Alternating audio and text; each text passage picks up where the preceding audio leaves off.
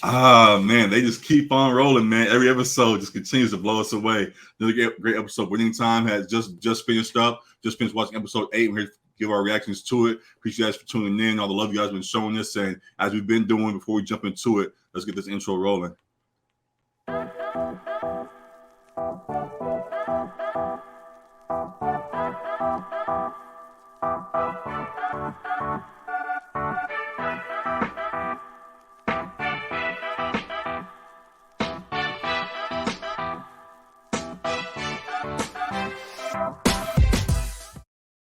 Oh yeah. We're back. We're back to react to episode 8 of Winning Time. Thank you guys so much for tuning back in. It's your boy G along with Alec. Appreciate all the love you guys have been showing us. Follow us online, IG and TikTok at section.300. Follow us on Twitter at section300 sports. Subscribe to the show for those watching on YouTube as well as on across our podcasting services. And yeah, we just continue to love all that's going on in the show. Episode 8 just went down, as we have said a couple of times now. And Alec, what do you think of the latest showing of Winning Time? Yeah, another great installment. As we've been saying, each episode is another great one in the books. I'm looking forward to how they conclude in these final 2. Correct. And you want to just start at the top with how the show went, or is there anything you want to pinpoint first in the episode that stood out to you? No, we can start at the top. Right off the bat too. Yeah, right off the bat, they got straight back to it.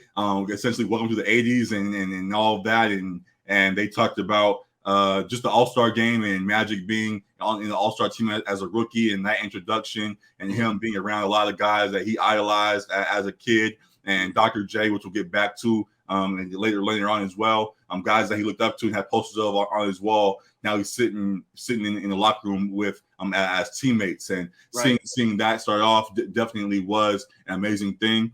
And yeah, I just enjoy how they depicted that. And yeah, all that came with it. I had a quick pause there just because we've taken a step back from the show at times and talked about some of the details of the show and all that has gone on. Dr. J, who was in this episode fairly heavily, we joked off as we were watching it that it didn't exactly look like Dr. J. Not even that, just they look old to me. Like 45.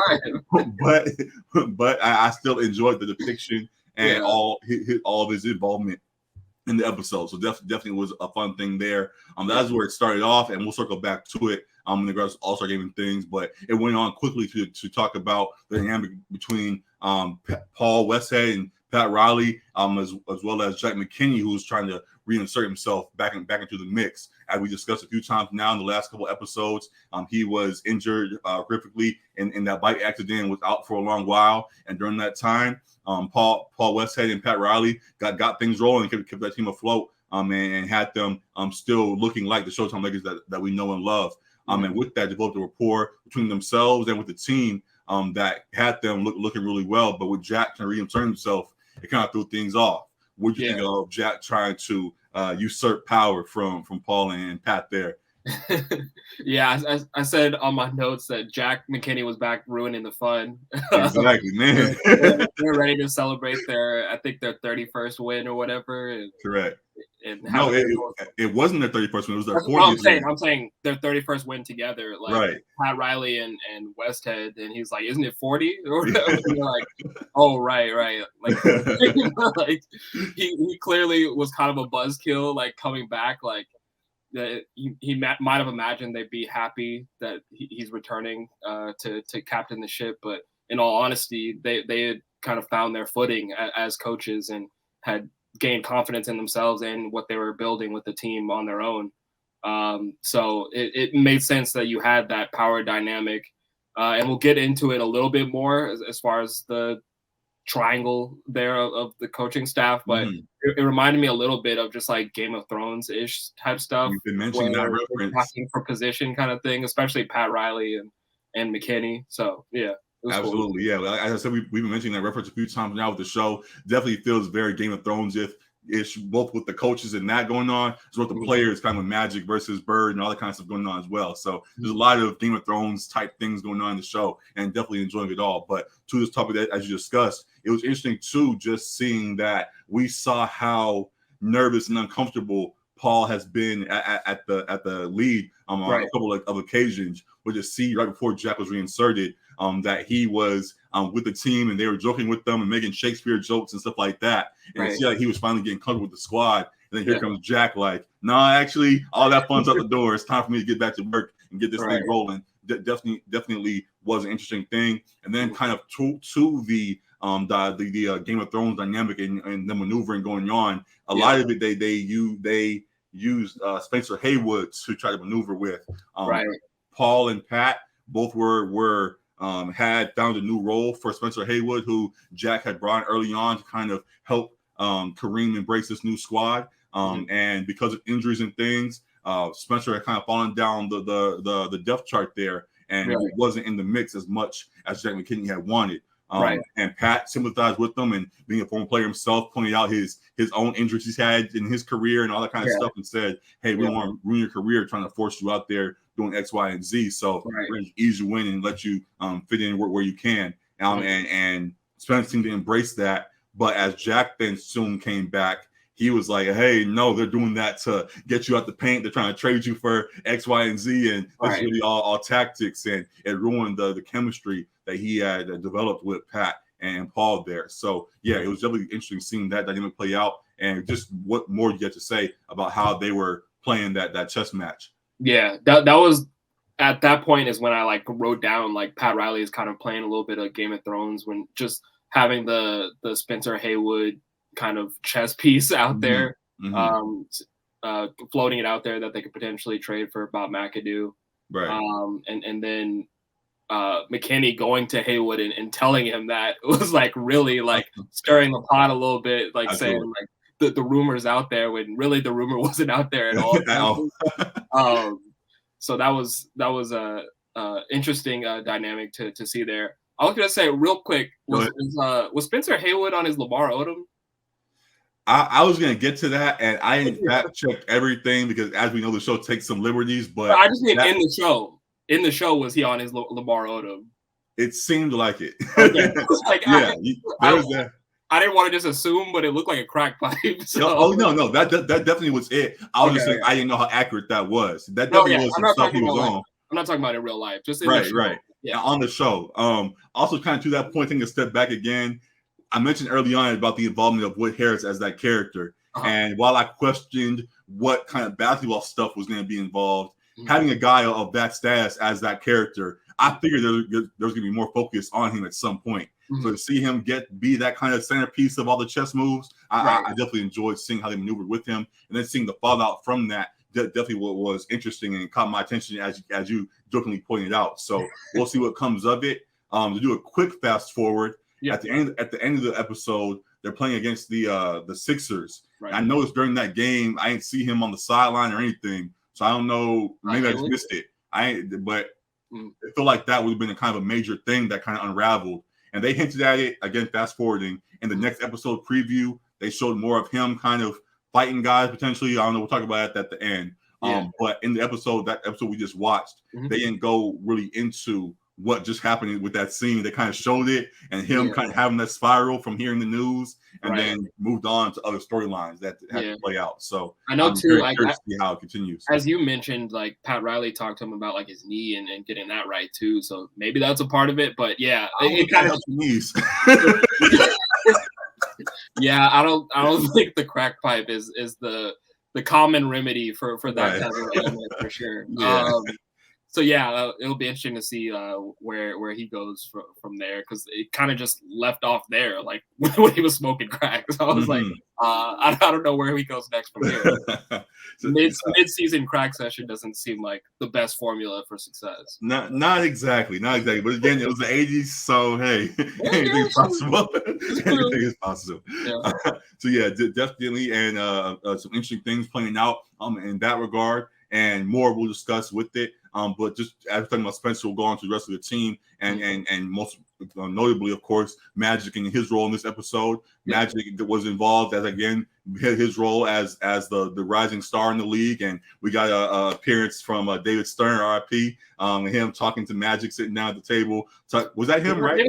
I think they had another commissioner before David Stern. Then I messed up on that. But I thought they had said it was David Stern, but if not, they had a commissioner. Whoever, my apologies on who that actually was supposed to be. Then they had a commissioner talking to him, saying, "We want to make you and Larry Bird the faces of the league, and we want to do some kind of Star Wars Luke versus Darth Vader and all that kind of stuff." And Magic talked about how he's more of the positive light, and he's a Jedi in that equation. And then it was funny again because they continue to make Larry Bird look like the big bad wolf in this show. Right. And after he said the whole Jedi thing, here comes Larry Bird, and they like have some like dark music and zooming on his face. And he's munching on something again.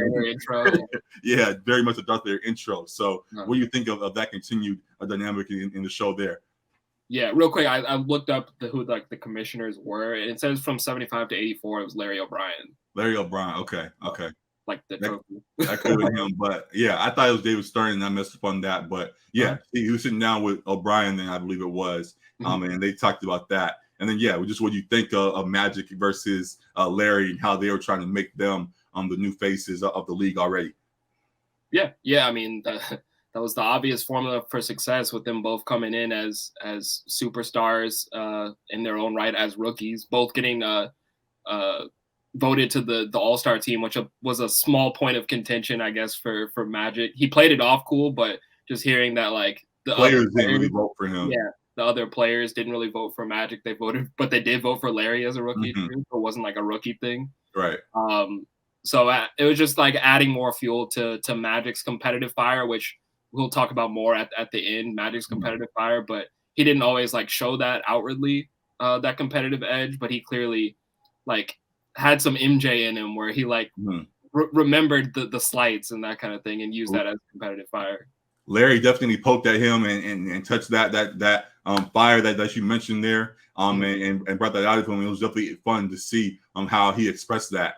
He still was very not cordial, but just very lively and positive as he always did. You could see even through that there was some animosity that's I'll use for now towards Larry and wanting to get the best of him in those situations. So it definitely was fun seeing how that played out. We'll get more to the intensity of Magic later on. But also while talking about Magic and things that went on early on in the episode, we got him and Cookie played out more. Yeah, gotta mention that.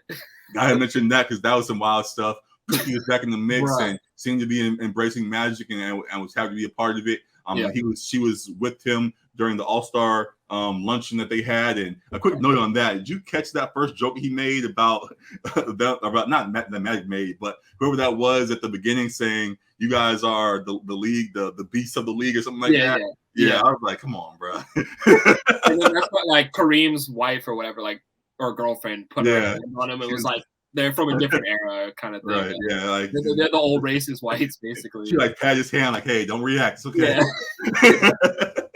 But yeah, that was wild. But Magic, Cookie was back in the mix and happy to be back there. And she talked about, for one, how she got a new job that was going to bring her to LA. And it seemed like Magic's whole world got ruined in that moment. He was like, "What? You come to LA? I can't be on my X, Y, and Z as he was before." Yeah. That was a funny moment too. And then right after that, he goes and talks to Dr. J, and Dr. J is with his girl, and they go to introduce each other, and he's like, "This is my Cookie. What's up?" He just messes up every step of the way. Yeah. So it definitely was wild. And they go on to do their thing. They played the All-Star game as they showed. And then Magic comes back home, and Cookie's there packing her bags. And Magic's like, "What's going on?" And he was like, "You remember old girl from last episode who you banged on my back?" From last episode. My friend, or she said Rhonda, and he was like, "Your friend?" No, your friend. Bro, he was on some wild time there. I wrote down what he said. He said, "Oh, we did our thing." I was like, "Bro, what are you talking about?" He said like it was like nothing wrong. Like, yeah, we did our thing, but come on, bro. And and that thing resulted in Rhonda actually getting pregnant. So I actually went and researched because I wasn't fully sure of the story. And Rhonda was actually supposed to be a depiction of a more loose depiction of someone else who actually was Cookie's friend potentially. And he had, I guess, his first child with her actually. So we will see. So that's true. He did have a child by someone else. I guess from what I read, I guess so. So we'll see that play out and how that dynamic is. I wasn't sure just watching it. I wasn't sure if it was like untrue or had an abortion, whatever. I didn't know.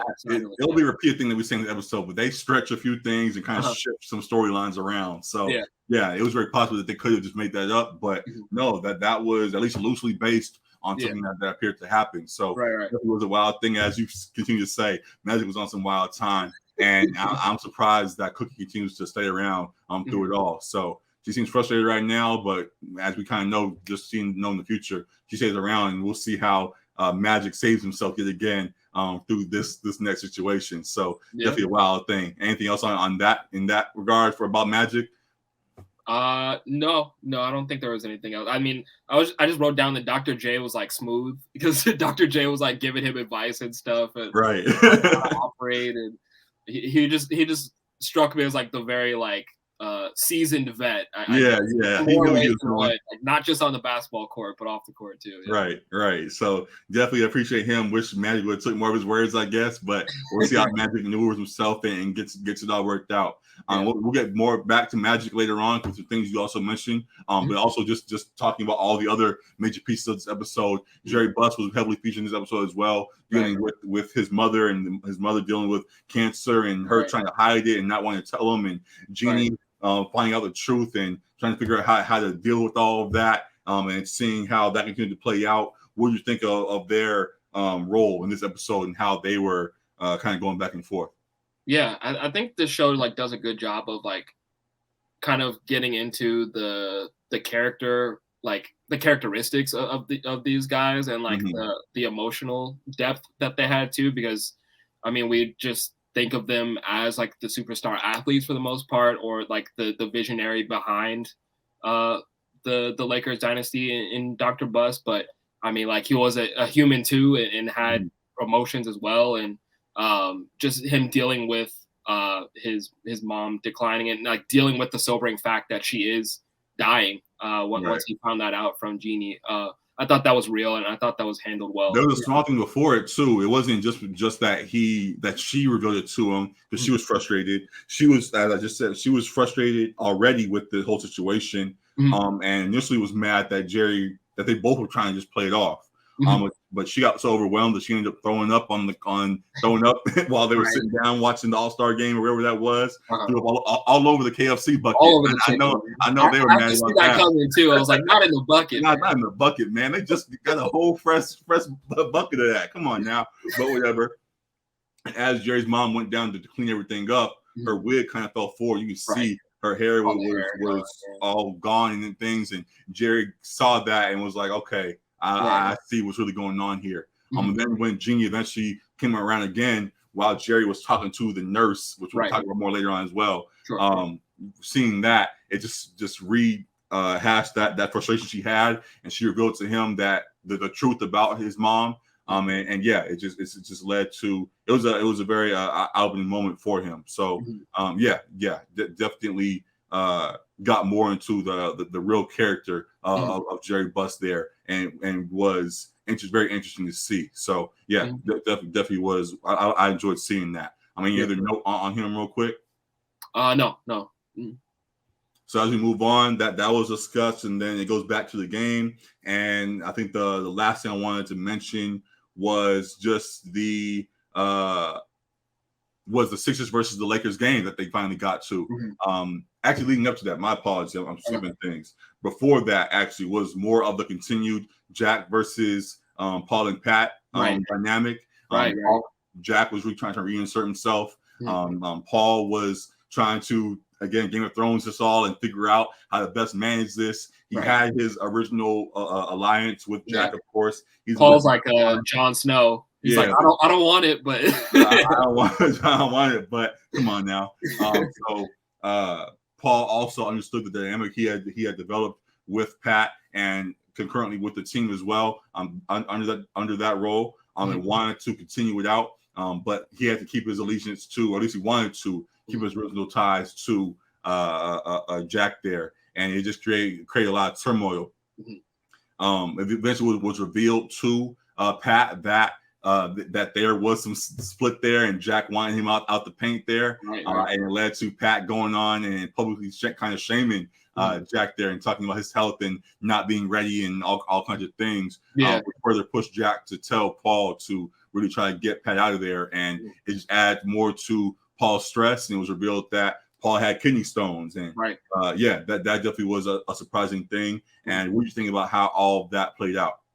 Yeah, I was gonna say the whole dynamic of because why Jack McKinney didn't want Pat Riley back was he was saying like he's gonna be under a microscope, like it's his team, and they're looking for any reason to say that like he can't handle it coming back from his coma and his severe brain trauma.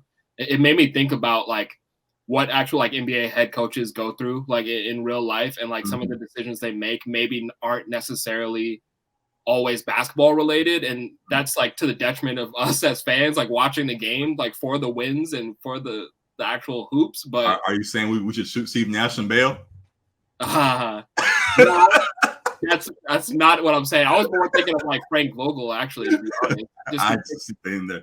Go ahead, yeah, I get you. But just like some of the decisions that happen like going into the 82 games of the season, it's not always like just basketball. Like there's other things that they're thinking about and how they're going to be scrutinized for the decisions they make too.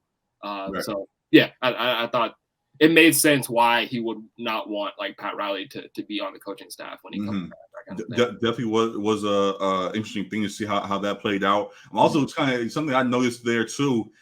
For at least the beginning of his reintroduction, it seemed like Jack was very hungry and wanted to really get this job back. And of course, he continued to push for it and play the games that he did to maneuver. But they introduced in that scene where I mentioned Pat on TV, kind of bashing him. They introduced at that time as well that Jack still had some memory issues as well. He can't remember the guy that he was sitting at the restaurant and things like that. So it showed also that Jack still has some issues that he was working through. So that may have played also into Paul's decision. As kind of fast forward, Paul would decide to stick with Pat actually, and after his kidney stone issue was in the hospital, roles kind of reverse. Paul's now the one in the hospital, and Jack visits him, and they're talking. He's like, "I want to finish up the season with Pat there," and Jack just snapped on him. He didn't at all. So yeah, it was just a crazy thing. I would see how to see they all maneuvered, and the decision that Paul made. Definitely was a brave one. I mean, and again, just continue to be, I keep saying interested, but just looking forward to how that decision has ripple effects on the rest of the team. So I'm excited for that. What do you think of his call? Do you think it was the right move to stick with Pat? Obviously, we know the future, but I was gonna say, like spoiler alert. We know spoilers, of course, but like, would you have gone with Pat as well, or would you have kept your alliance to Jack in that moment? Yeah, I mean that's a tough decision. I think I would go with the decision that Paul Westhead made as far as like saying like let us like finish it out kind of thing. And it feels like he is like in the middle of the crosshairs. Like he doesn't have like ill will towards either of them. Like he kind of just wants the team to be successful. Feels loyal to McKinney, but also like has a rapport with Pat Riley. So.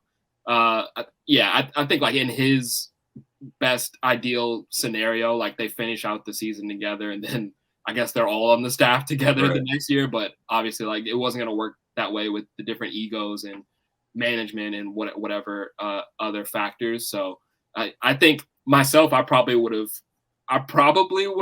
stuck with Riley, but yeah, we saw at the beginning of the show how all of the management, Jerry Buss and the higher ups and Jerry West also were kind of involved every step of the way. So I was intrigued on if Jerry West was going to step in at some point and be like, y'all need to figure this out, or this is what needs to be made. But it seemed like it was just those three kind of maneuvering. I know Jerry West actually did get involved, but a lot of Game of Thrones stuff we're alluding to, it was just them three. Like, it didn't seem like any of the other people that were involved early on knew what was going on there with that triangle. So I was gonna say, like, how they all get back involved in it. And Jerry definitely was last episode, but that kind of got thwarted by Pat Riley, like with the Elgin Baylor, like seeking to get Elgin Baylor to coach, right? And Pat Riley intercepted the call and everything, and kind of warned Westhead of what they were seeking to plot. So that was some of the early chess moves, I guess, too, still by Jerry West. But yeah, I guess other than those four and management too, because like the GM and Dr. Buss are, as teased in next episode, trying to figure out what they should do, like with the coaching staff as well too. So we'll see it play out, and I'm definitely going to be as we've been doing. I'm staying tuned for all of it. So definitely be fun there. And then lastly, as I mentioned, with the Sixers and Lakers game, and now with Paul with having kidney stones is in the hospital himself, and Pat is now the interim head coach on the sideline for a game. And the most noble thing, main thing I wanted to address with that was the one thing they showed of the game with Dr. J getting the first play and dunking. And we had the iconic poster of him dunking on Michael Cooper, but in the show they depicted it as Magic Johnson trying to run down there and stop the play and getting dunked on by his hero in a way. What do you think about how that played out? And do you think it was wrong for them to change how that play actually went down? Yeah, I mean, I don't think you can really call anything like wrong or right as far as like the creative decisions they make, unless they're like straight up lying on people, like creating whole like events that didn't happen. Like the game between Nixon and Magic Johnson before he joined the team. I think that was made up. So like that's like an unnecessary kind of addition. But like when you're like changing like small like details like that to kind of fit the narrative that's like going, as far as him, like you said, getting dunked on by his idol, them kind of having forming a relationship before that game too, and it kind of coming full circle there for him. Like it made sense, like for the story, like him dunking on Michael Cooper to keep it factually relevant, like would have been fine, but it wouldn't have like fit the narrative of where the show was trying to go. So yeah, I agree. I know there's people online that are annoyed. I was for a second too. I won't lie. Just that when you see things like that and you want the show to at least be somewhat accurate, and you go online and see how it went down, it was like somebody else, and the play didn't actually go like that. So there was slight annoyance, but also stepping back, as you said, and understanding the entertainment value of it all. And this is being, I guess, loosely based on a lot of things. They have given themselves some liberties and stretching certain facts there. And I did like how it played out. And enjoy how, as you mentioned, it made everything full circle there between Magic and Dr. J. So that didn't bother me as much as it seemed to bother others. But we'll definitely discuss if they continue to do things like that as things go forward. But definitely a fun game between them, and that dynamic and seeing the former face of the league dunk on the future face of the league, and Dr. J in a way now one of the faces, I guess. Dr. J and over Magic there, and Magic's reaction to it, and his kind of welcome to the league kind of moment there for him. That definitely was cool. And then after the game, seeing how Jerry West came and talked to him. Or actually, first, my apologies. Dr. J went and talked to him again, tying it all together, and talked about the cookie situation, all that kind of stuff. And then Jerry West came in and talked to him, and had a great quote in the midst of that moment, just about Magic being too happy. And he said, happy is a distraction and to Magic, and just how he viewed Magic early on, and wanted him to understand, or wanted him to still have that killer side to him, and not let the happiness he tries to display to be his full character. So definitely enjoyed all of that. And I'll let you finish off and just what went down there. What did you think of their discussion, and seeing more of that killer side of Magic? I think that was another pivotal moment, pivotal like conversation. Real quick, I'm sorry. Using the killer thing I just said just now made me think of when you compared Magic to OJ last reaction. Right. It's not the same thing, but it just clicked in my head and made me laugh. Sorry. Go ahead. Not a killer. No, not that kind of killer. No, we're not. My Come on, man. My bad. I thought it was another pivotal conversation between these characters where it's a bit of a quieter moment, like in comparison to the rest of the liveliness of the show, but spoke to more of what I said. I believe they've handled well as far as the real, like, the humanity of each of these characters, each of these real people, and getting into the psyche of what like really drove them. And I think we saw early on, Jerry West didn't feel like Magic had that fire in him even before they even like drafted him. Felt like you said, he was too happy and carefree kind of thing, and didn't have that killer in him. But Magic told him and showed him that like he has that fire, and to basically not let the smile kind of fool you. He has that in him, and he wants to win. And yeah, I just thought it was done really well, and I think is maybe a turning point for how Jerry West like saw Magic as a competitor.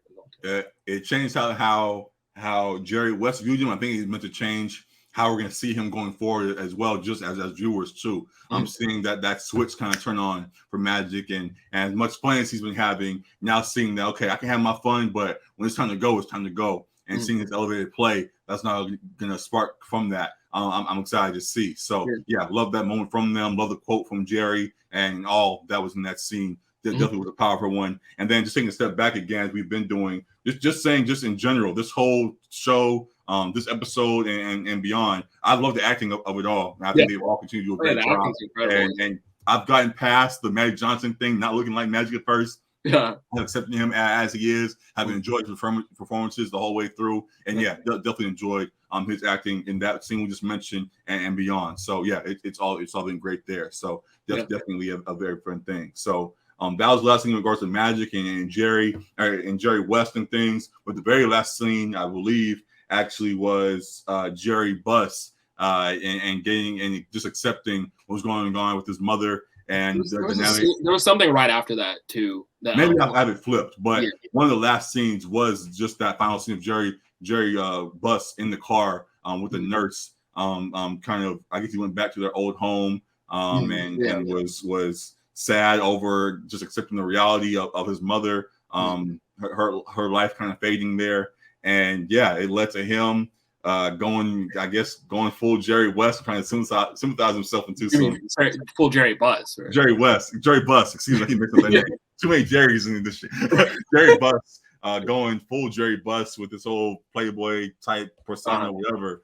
And in that same moment of crying and being sad, trying to sympathize his way into some WAP. What did you think about how that played out? Because I know I laugh here, but that was a very eye-opening scene to me. Just seeing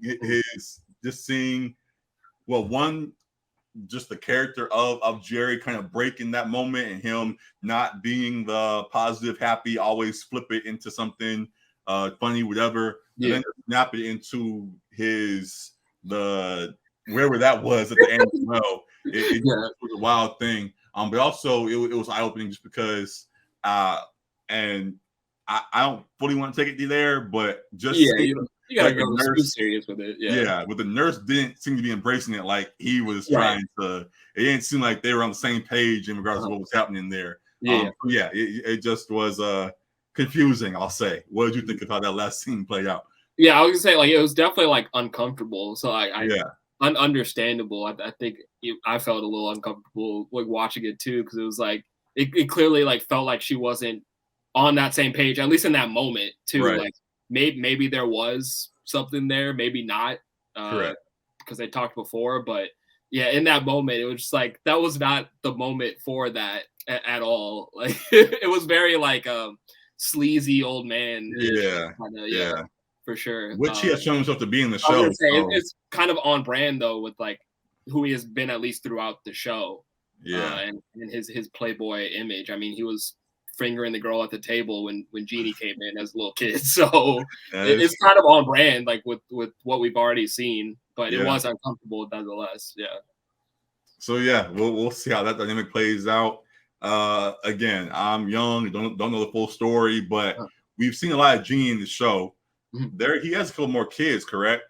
Yeah. So because they were a part of the franchise too. Like that's what I thought. So, Jim Buss was the like major like decision maker for a while before Jeannie like was over. Yeah, Jeannie's not the oldest though, is she?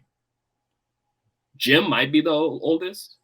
I just asked that because as these stuff kind of plays out, I wasn't sure if maybe one of the other kids came from a situation like that. I wasn't sure. So I'll look and verify. I don't think so. I think all the kids were from the relationship before, but just seeing him and his sleazy moments, as you just I was said, wondering because I wasn't sure if any other kids came of that. So we'll see how it play out. We'll see what happens next. We alluded to what's next in the episode, as they pointed to more of the Game of Thrones between McKinney and Paul versus Pat, more of Jerry's mom, and then more of Spence falling out as well. So very interesting to see how that all continues, and definitely it's be a great episode, and they continue to go strong in winning time. So loving it all there. I'm very excited for episode 9. So great stuff ahead. Any other note there? No. Let's close it out. Let's close it out. And I actually want to do this. I actually want to announce it. As we've been talking about winning time, we've also alluded to one of the executive producers and writers and actor of the show, Rodney Barnes, and how we have appreciated his involvement in the show. We're actually gonna get the chance to interview him this week. He's going to be on Wednesday. Usually we'll have our podcast that we do, but this we're going to be talking to him about the show, getting some questions about the show and all of that went into the making of it. So definitely excited for all of that. Definitely want to pick his brain about how this all came together, as we've discussed just with some questions we had about the show and getting his actual responses to it. So very excited for that. Hope you guys tune in for that one as well on Wednesday or Thursday. It'll drop Thursday morning for you guys. It'll drop. We're talking to him Wednesday night. So yeah, definitely great things. We're going to continue our reactions, of course, as we keep doing. Next Sunday, we'll do more. Well, we're at episode 9 and episode 10 as it goes on, of course. And yeah, just great things on the way. Maybe for tuning in.